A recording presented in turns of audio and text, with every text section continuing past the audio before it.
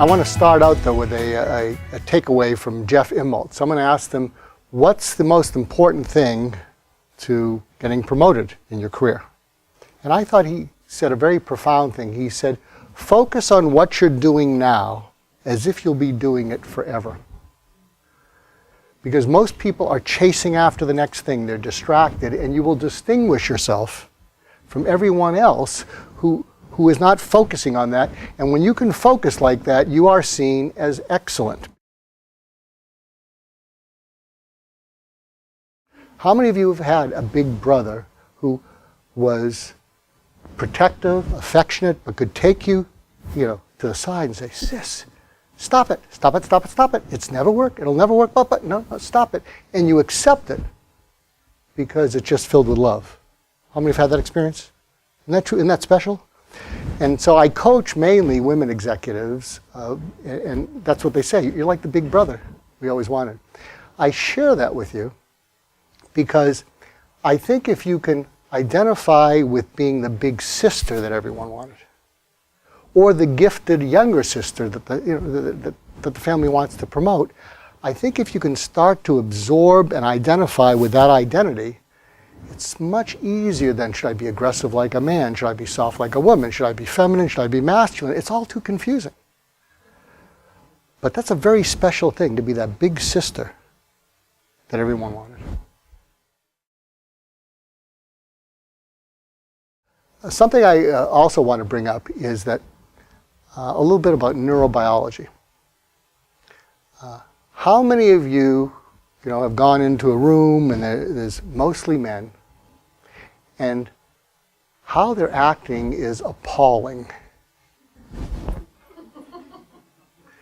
And you watch that, and your jaw wants to drop, and you're like this. Like a deer in the headlights of silliness.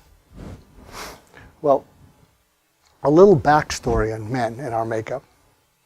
Women are from oxytocin and estrogen. Oxytocin is the bonding hormone, and that's the thing that enables a woman, a young mother, to love a screaming, colicky child instead of throwing it out the window. Oh, it's beautiful. I haven't slept in 3 days, and it's that oxytocin. Also, women are about estrogen. Estrogen is about building something. It's about creating a home. It's not about a house, it's creating a home with all the connectedness. And I will tell you, one of the reasons I mainly coach women, I think you're the only hope for the world. No, really. I'd like to talk to the people from the military, but I think if we could get the women, especially the mothers of the world, to stand up and unite, stand in front of tanks, especially the mothers of some of the dictators.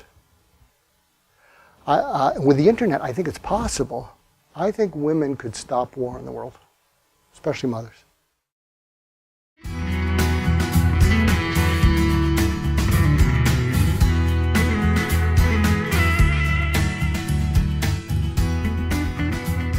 So you might be thinking, how can all of us each be the most important person? Can't there only be one most important person?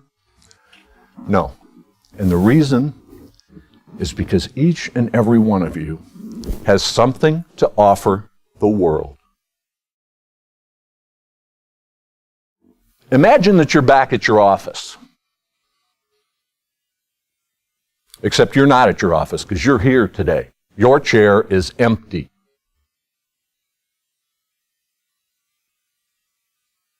What's going on back at your office without you there? Some work's not getting done.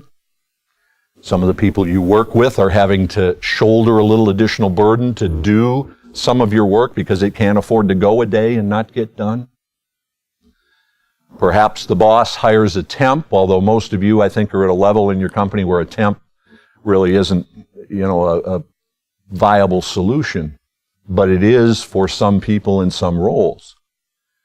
The fact of the matter is the dynamics of your workplace today have changed because you're here and you're not there. Now, what's the difference between changing the world and creating ripples? You might think, it's kind of the same thing.